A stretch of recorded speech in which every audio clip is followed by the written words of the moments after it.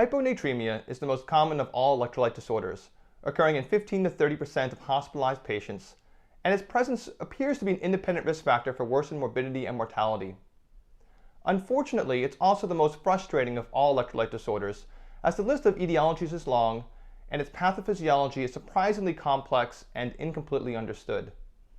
From a practical standpoint, it's often difficult to distinguish one diagnosis from another, and the serum sodium of patients frequently does not respond to treatment in the way that traditional teaching and formal equations appear to predict.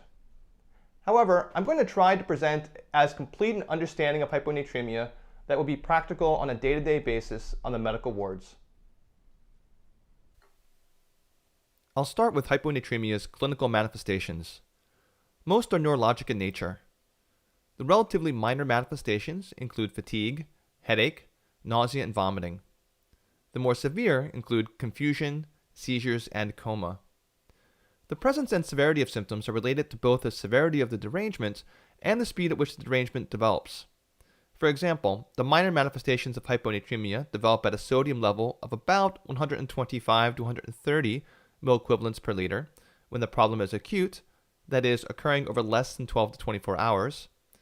While these don't tend to occur until the sodium reaches 120 to 125, when the derangement has days or weeks to develop. The more severe manifestations occur at sodiums of 120 to 125 when acute, and anywhere from 110 to 120 when chronic. To understand why the manifestations are neurologic in nature, let's consider what happens to an individual cell in the setting of developing hyponatremia. Inside the cell, we have a bunch of osmotically active ions and molecules. For the sake of simplicity, I'm just going to show the positively charged ions of sodium and potassium, and you'll notice that there's more of the latter inside the cell. Outside the cell, it's different, with more sodium than potassium, but the overall concentration of stuff is the same. In other words, the osmolality in both the intracellular and the extracellular spaces are equal, and for the sake of this demonstration, let's say that they initially start off normal. What happens as hyponatremia develops, that is, if the sodium concentration starts to decline? The extracellular osmolality is now low. This difference between the osmolalities on either side of the cell membrane is known as an osmotic gradient. Because most cell membranes are relatively impervious to these ions, but relatively permeable to water, water has a natural tendency to move across the membrane into the cell in order to balance out the osmolality. As a consequence of this movement, the cells start to increase in size. As cells enlarge, the first region of the body to run into problems is the brain, partially on account of there being a fixed amount of volume within the skull which is available for the brain to occupy. This global swelling of the brain is called cerebral edema, and if severe enough, can be fatal. Let me move on to discuss the etiologies of hyponatremia.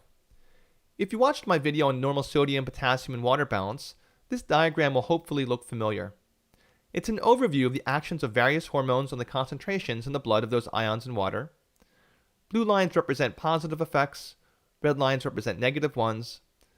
In other words, aldosterone promotes sodium reabsorption from the kidney into the blood, but inhibits potassium reabsorption. In addition, the solid lines represent a direct effect of the hormone, while the dashed lines represent indirect effects. I didn't discuss this explicitly in that last video, but if you look carefully, you'll realize that angiotensin II, aldosterone, and cortisol all impact both sodium and water reabsorption in the same direction, and ANP and BNP also impact sodium and water reabsorption in the same direction as well. As a consequence, derangements of these hormones do not tend to lead to significant changes in the serum concentration of sodium. In contrast, however, look at ADH. ADH, which acts quite far down the renal tubule, only impacts water reabsorption with no significant effect on sodium. The consequence of this is that derangements of sodium balance, either hypo or hypernatremia, are largely the consequence of derangements in ADH levels. For hyponatremia, the issue is almost always too much ADH. This diagram may also look familiar from the previous video. It outlines where ADH comes from in the body and what causes its secretion and what its effects are. To very quickly review, ADH is formed in the hypothalamus, travels down the infundibulum to the posterior pituitary, from where its secretion is stimulated by either elevated serum osmolarity, decreased blood pressure, or angiotensin II. For reasons which are probably obvious, elevated serum osmolarity does not cause hyponatremia through excessive ADH release. Also, the clinically relevant impact of angiotensin II on ADH secretion is relatively minimal. Therefore, it's usually low blood pressure that triggers ADH release and subsequent hyponatremia. This is a bit of a simplification, as there are hypotensive patients who do not have elevated ADH levels or hyponatremia, but in general, this simplification is adequate for understanding what's going on at the bedside. Let's take a closer look at the specific etiologies of hyponatremia by mechanism. The classification of these etiologies can be a little confusing, but I'm going to divide them into those associated with elevated ADH and the small number of etiologies in which ADH is appropriately suppressed. As I just mentioned, elevated ADH levels are seen when patients have low blood pressure. This is most common in almost any form of volume depletion, from excessive vomiting and diarrhea to sepsis. However, it's also seen in heart failure and cirrhosis. Occasionally, textbooks will ascribe the hyponatremia of heart failure and cirrhosis to something called low effective circulating volume. Effective circulating volume is an abstract concept that does not directly relate to a tangible physiologic parameter, and I find it more confusing than helpful. The next category is something called the syndrome of inappropriate ADH secretion, or SIADH. This is an umbrella term used for any condition that leads to excessive release of ADH that falls outside normal physiologic regulation. In other words, increased ADH release when someone is hypotensive from dehydration is normal. That's how our bodies are supposed to work. The increased ADH seen in SIADH represents how our bodies are not supposed to work. There are many causes of SIADH. Malignancies are one of the more classic causes, particularly small cell carcinoma of the lung. Any CNS pathology, including strokes, hemorrhage, trauma, and encephalitis, can lead to SIADH. Various pulmonary pathologies, particularly pneumonia. A whole host of drugs have been associated with SIADH. Most prominent of these include carbamazepine, cyclophosphamide, and the SSRI antidepressants. The illegal drug ecstasy is also a well-described cause of SIADH. Severe pain of any cause has been attributed as a cause of SIADH. And beyond all of those causes, there are two additional causes of SIADH-like physiologic states, which are occasionally considered to be subtypes of SIADH, but are more appropriately considered to be distinct from it. The first is called reset osmostat. In reset osmostat, ADH can be appropriately suppressed with an acute water load, but the threshold at which ADH is secreted is lower than normal. In other words, the body's intrinsically preferred serum sodium happens to be lower than normal, but everything else about sodium and water balance is otherwise intact. One clue to the presence of reset osmostat is that while the serum sodium is mildly low, it's stable on repeated measurements. Also, because it's a very chronic condition, hyponatremia often does not lead to any symptoms. Importantly, hyponatremia secondary to reset osmostat cannot be corrected, or more precisely stated, it can only be corrected by severe enough fluid deprivation to lead to harmful hypovolemia. Returning to our list of etiologies, the second SIADH-like pathology is called cerebral salt wasting. In this rare entity, which is most commonly a complication of subarachnoid hemorrhage, hyponatremia is caused by a primary defect in sodium reabsorption. To understand this better, let's contrast it with true SIADH. In true SIADH, the initial or primary defect is an inappropriately elevated ADH, that is, an ADH increase that falls outside the normal system of physiologic regulation. This high ADH leads to water reabsorption and volume expansion.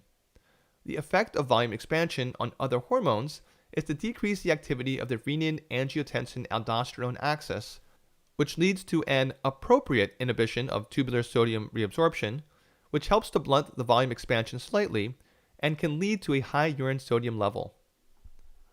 In contrast, in cerebral salt wasting, the initial or primary defect is an inappropriate inhibition of tubular sodium reabsorption. This leads to volume depletion. The consequence of volume depletion is an appropriate increase in ADH secretion from the posterior pituitary. This increased ADH leads to water reabsorption, which helps to blunt the volume depletion. And by reabsorption extra water in the distal tubule, the urine sodium is also elevated. Thus, in both conditions, serum ADH levels are high, as are urine sodium levels. The key distinction is here. In SIADH, patients are experiencing volume expansion, while in cerebral salt wasting, they are experiencing volume depletion. This would therefore seem to be an easy way to tell the difference between them. Unfortunately, in practice, this distinction can be surprisingly difficult. This is because the changes in volume in both cases are blunted by step 3, making the clinical exam not as reliable.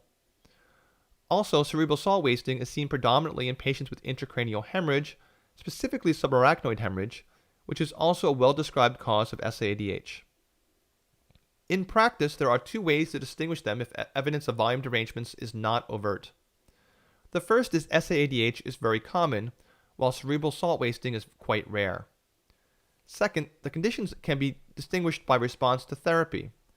Fluid restriction will improve classical SAADH, while it would worsen cerebral salt wasting, while isotonic saline improves salt wasting, and often, though not always, worsens or at least has no effect on SIADH. Unfortunately, a therapeutic trial of either fluid restriction or saline risks worsening the patient with potential adverse consequences, which should be considered before such a trial is undertaken. Returning again to the list, another category of etiologies is endocrinopathies, which includes hypothyroidism and adrenal insufficiency. This category is typically overemphasized in discussions of hyponatremia, as hypothyroidism as a cause of hyponatremia is quite rare, and adrenal insufficiency usually leads to hyponatremia via volume depletion, which is usually clinically apparent. Let me move to the causes of hyponatremia in which ADH is appropriately suppressed. These are far fewer in number. First, in advanced renal failure, there is an inability to appropriately dilute the urine caused by an osmotic diuresis that is the result of an increased excretion of solutes per functioning nephron. Next, in primary polydipsia, the problem is that the patient consumes an excessive amount of water that goes beyond the capacity of what a normal pair of kidneys can excrete. This requires at least 10 liters of water a day, but can be achieved by as little as 3 to 4 liters of water consumed over a very brief period of time. Primary polydipsia is primarily seen in a small subset of schizophrenic patients, in which it is commonly referred to as psychogenic polydipsia. Beer potomania, seen in chronically malnourished alcoholics who typically consume more than 15 beers a day, is the result of a diet that consists almost entirely of beer, which despite having calories available to provide the person energy, has very little electrolytes. Since the ability of the kidney to excrete excess water is dependent on the presence of solutes in the renal tubule, a reduction in the availability of these solutes results in a reduction in the excretion of water. A very similar phenomenon to beer potomania has been described in elderly patients with a very restricted, solute-limited diet, sometimes called the tea and toast diet, though tea and toast consumption is not a specific requirement for the syndrome. That was a very exhaustive list of etiologies, and while I find that categorization by mechanism to be very logical, it's not actually the framework by which most clinicians approach hyponatremia. It's more often categorized by volume status, which is perhaps a more practical classification. So hypovolemic hyponatremia includes any cause of volume depletion. Hypervolemic hyponatremia includes heart failure, cirrhosis, and advanced renal failure. And euvolemic hyponatremia includes SIADH, cerebral salt wasting, reset osmostat, and hypothyroidism. It may seem strange for me to have placed SIADH and cerebral salt wasting in this category based on early discussion of those conditions.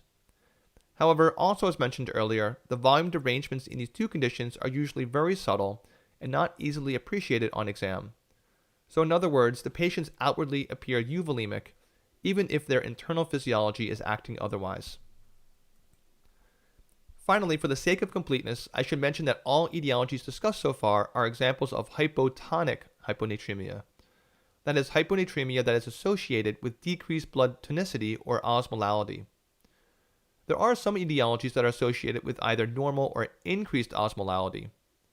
Of these, elevated plasma osmolality or hypertonic hyponatremia is more common.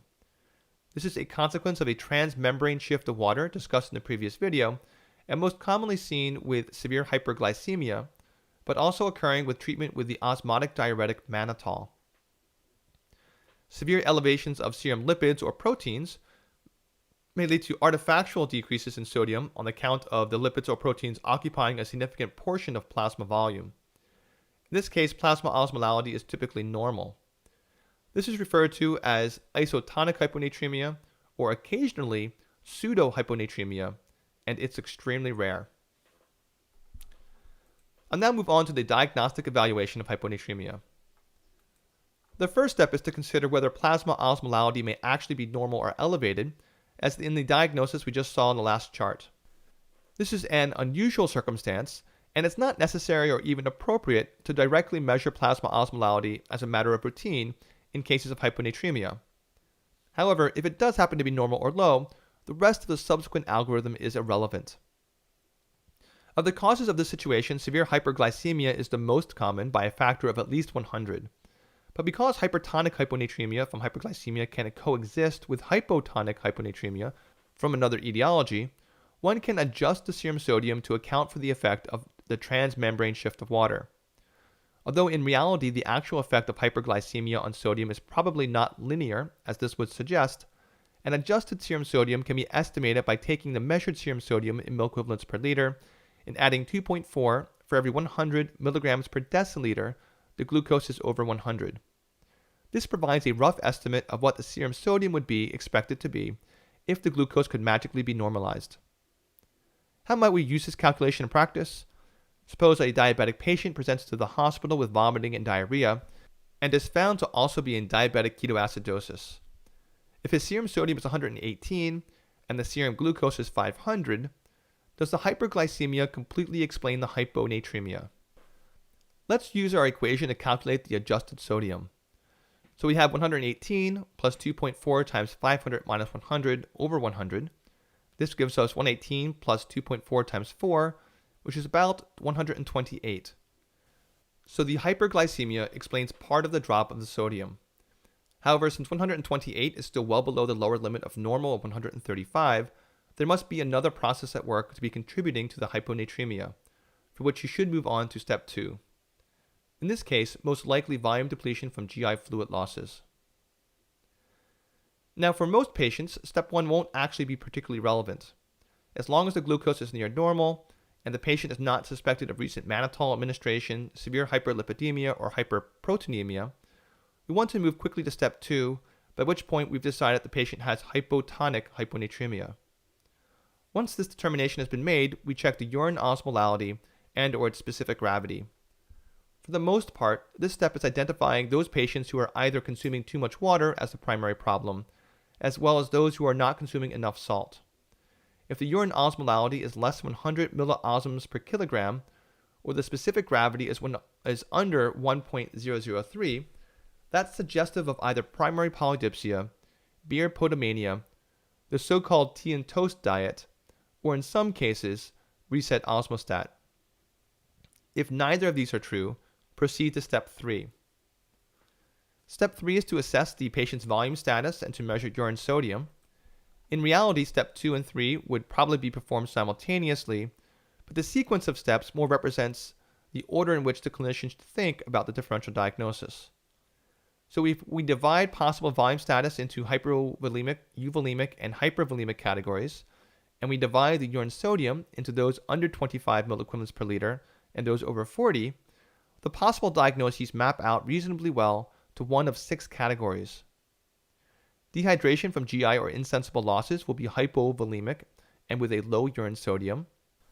Most cases of diuretic-induced dehydration leads to hypovolemia with high urine sodium, along with primary adrenal insufficiency.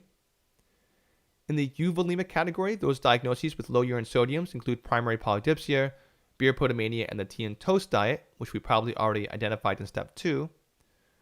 Those with high urine sodiums are SIADH, cerebral salt wasting, hypothyroidism, and secondary adrenal insufficiency.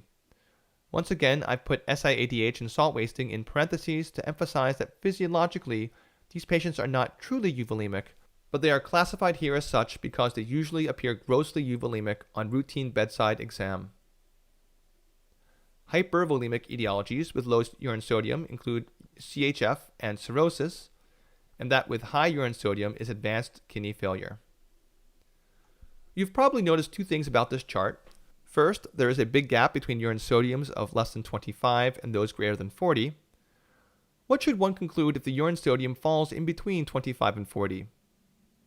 Unfortunately, it means the patient may be in either category and may even have two or more simultaneous etiologies of hyponatremia from different columns. For example, imagine a patient on diuretics for heart failure who had been stable until developing severe gastroenteritis and not knowing to stop the diuretics to prevent excessive dehydration. That patient's urine sodium could be just about anything. Also, you'll notice that reset osmostat isn't listed here. That's because the urine sodium in this disorder can be variable depending on where the serum sodium is compared to the patient's abnormal plasma osmolality set point. By this time, hopefully you will have started narrowing in on a specific diagnosis. If things still seem unclear, there are several additional tests to consider. If the serum uric acid is under 4 and or BUN is under 5, consider either SIADH or cerebral salt wasting. If the patient has a metabolic alkalosis and hypokalemia, consider volume depletion from vomiting or diuretics. If there is a metabolic acidosis and hypokalemia, consider volume depletion from diarrhea. And if there is a metabolic acidosis and hyperkalemia, when seen concurrently with hyponatremia and volume depletion, that's suggestive of primary adrenal insufficiency. Finally, in the event that you have concluded SIADH is the most likely diagnosis, you're still not done, as you must now determine what's causing the SIADH. Additional diagnostic investigations for this include reviewing the patient's medication list once again, reviewing the smoking history to assess for likelihood of occult lung cancer, performing a detailed neurologic exam, examining a chest x-ray, and finally, as the last consideration, acquiring a head CT if all of the above fails to reveal anything.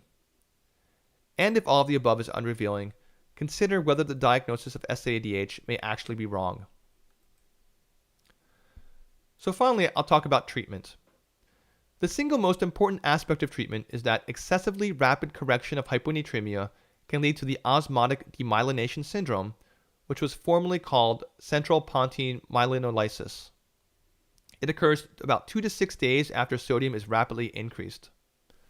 The symptoms of osmotic demyelination are profound and often irreversible, and can include a paraparesis, personality changes, confusion, coma, or the horrific locked-in syndrome in which patients are left awake but unable to move or communicate. The name of the syndrome was changed from central pontine myelinolysis because not all affected patients have lesions located in the pons.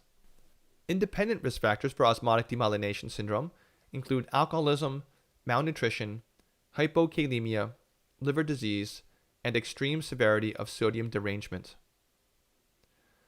To understand why rapid correction of hyponatremia triggers osmotic demyelination, I'm going to return to this picture of a cell in the brain with various ions distributed both extra and intracellularly. In this case, the cells are swollen, leading to cerebral edema and the various neurologic manifestations. Now here, the osmolality in both the extra and intracellular spaces is low, and they are equal to one another. But the brain adapts in response to the cerebral edema. It does this over the course of several hours to 2 days by pumping osmotically active ions or molecules from inside the cell to outside. In addition to electrolytes shown here, it also pumps out organic solutes called osmolytes. This increases the extracellular osmolality and decreases intracellular osmolality. This osmolar gradient leads to transmembrane shift of water, which causes the cells to shrink close to their original size. And extra and intracellular osmolality are once again equal, though the serum sodium will still be low. Now let's see what happens if a clinician overzealously corrects this with administration of sodium. If sodium is added back to the extracellular space faster than the cells can take back the osmotically active ions and other solutes, we will once again have an osmotic gradient, which will further pull water out of the cell. But there is only so much volume that can be abruptly lost before the cell becomes stressed and demyelination occurs. The mechanism by which the actual demyelination step is mediated is not known, though it's probably not predominantly a purely physical or mechanical effect, as this picture might suggest. So now that I've scared you about treating hyponatremia too aggressively, let me explain what the appropriate rate of correction is. The prior recommendation of how quickly the serum sodium could be safely raised was less than or equal to 0.5 milliequivalents per liter each hour. For example, raising the serum sodium from 115 to 127 over the course of a 24-hour day. This is no longer considered the best cutoff, as it's felt to not be conservative enough. The new recommendation is to correct at less than or equal to 6 milliequivalents per liter over the first 24 hours. In the presence of severe neurologic symptoms, one should try to increase the sodium immediately in the first few hours until symptoms improve, and then hold it there for the remainder of the day. And to be absolutely clear on this point, the risk of osmotic demyelination is related to the chronicity of hyponatremia. If the patient has mild or no symptoms, and the hyponatremia is not known for certain to be less than 48 hours in duration, do not correct it quickly. I will not discuss the details of this, but if you do encounter a situation in which either yourself or another clinician has corrected chronic hyponatremia faster than recommended, there are published protocols for lowering the sodium back down quickly, but these are only thought effective if enacted immediately after the original error. Once symptoms of demyelination occur, it is way, way too late. So moving on from the rate of correction to the actual options of how to correct, there are essentially 4. Treat the underlying disease is always the preferred strategy when practical. One can fluid restrict or administer sodium, either as intravenous saline or as oral sodium chloride tablets. And finally, there are recently developed ADH receptor antagonists. When it comes to treating the underlying disease, hyponatremia will rapidly correct in the following situations. Volume repletion, when given in any case caused by volume depletion. Free water intake is limited in patients with primary polydipsia, and administration of steroids in patients with adrenal insufficiency. What about fluid restriction?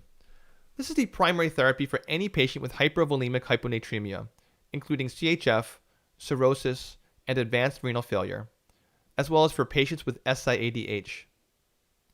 Fluid should be restricted to 50 to 75% of the daily fluid requirement, which ends up being around 1 to 1.5 liters of fluid per day. Although fluid restriction is conceptually very simple, it can be extremely difficult for some patients to adhere to it. A lifetime of social conditioning in people has led to the near ubiquitous behavior of us drinking more during the course of the day than is typically needed physiologically. Despite the clinician's best efforts to educate the patients, and even despite the patient's sincere desire to adhere to recommendations, when fluid restriction is insufficient at correcting hyponatremia, it's not infrequently due to patients surreptitiously consuming more fluid than reported or recorded. In addition, a urine osmolality above 500 at the start of treatment suggests that fluid restriction alone will be insufficient. The term free water restriction is confusing, poorly understood by patients, and should generally be avoided. It's far from being unheard of for a patient to be found drinking tons of juice or soda while on so-called free water restriction, because he or she didn't realize that those drinks were also included. For patients with hypovolemic hyponatremia, SIADH resistant to free water restriction, or poor solute intake such as beer potomania and other forms of inadequate diets, sodium administration may be required. Once one decides to administer sodium, there are a number of questions that needs to be answered. IV saline or oral salt tablets. If IV saline is to be used, what should the concentration and rate be? And how long will IV saline take to correct the hyponatremia?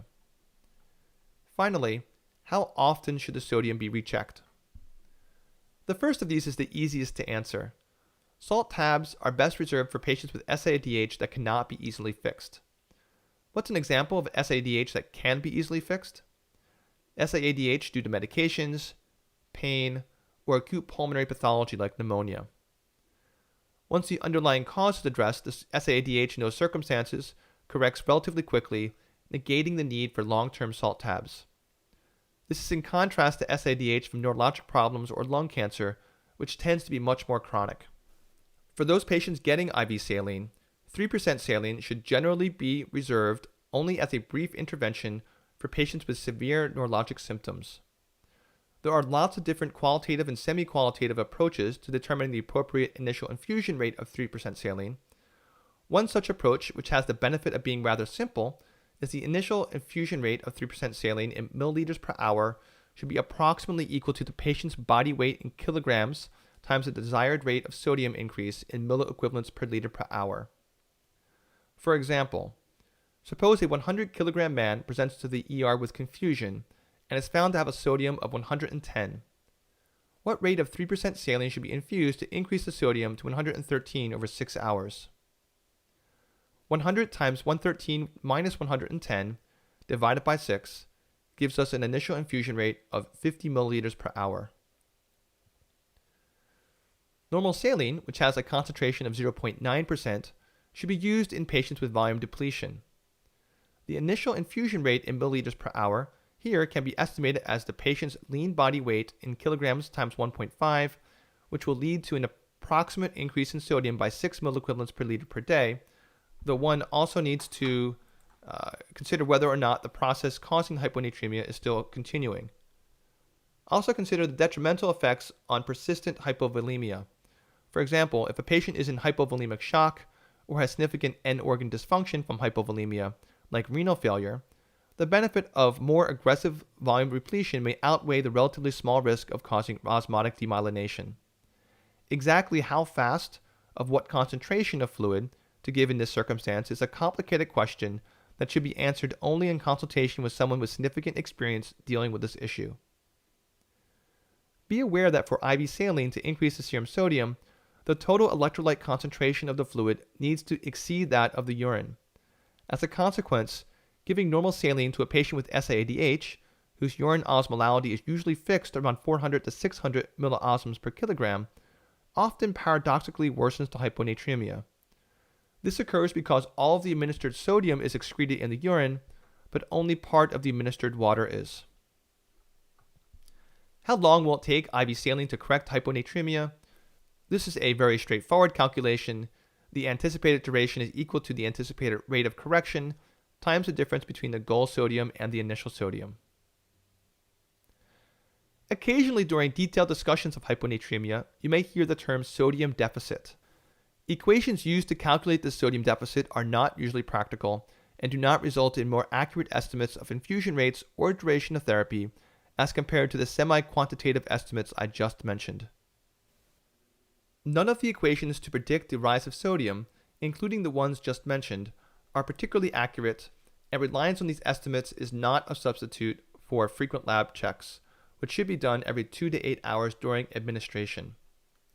This is to monitor that the correction is not being excessively fast, and to ensure that the sodium is not actually worsening on account of giving normal saline to a patient with SIADH.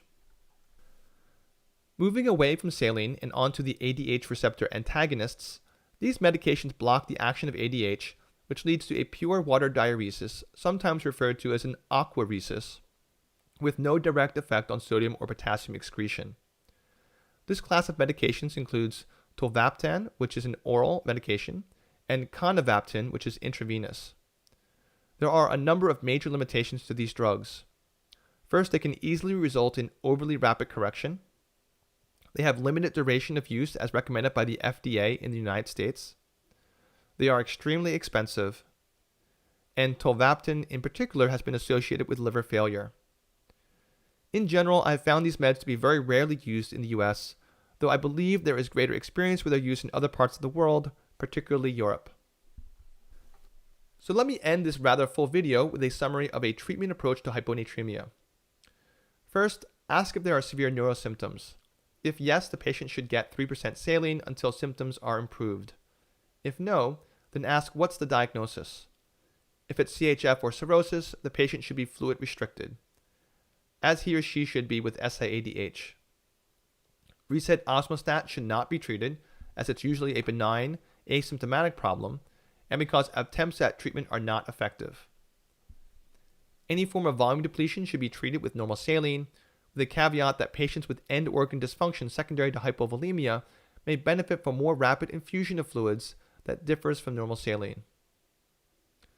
Finally, patients with primary polydipsia should simply have their fluid intake normalized. In some patients with SADH, fluid restriction will not be sufficient, or the etiology may not be completely reversible, in which case you should consider salt tabs, though if the urine osmolality is above 500, one could consider adding a loop diuretic to further enhance water excretion. Also with SADH, in patients who have a CNS pathology as its cause, particularly subarachnoid hemorrhage, you should consider using hypertonic saline instead of fluid restriction in the event that apparent SADH is actually misdiagnosed cerebral salt wasting. There are a couple of quick, potentially disastrous, yet surprisingly common pitfalls. Do not give saline or salt tabs to hyponatremic patients with CHF and cirrhosis. You may transiently improve their sodium levels, but at the expense of dramatically worsening their edema. Also, do not give normal saline to SADH, as it will often worsen the hyponatremia, as previously mentioned. And last but not least, do not fluid restrict patients with volume depletion. Although these pitfalls might seem obvious, I encounter these mistakes not infrequently, even being made by otherwise competent and responsible clinicians in training.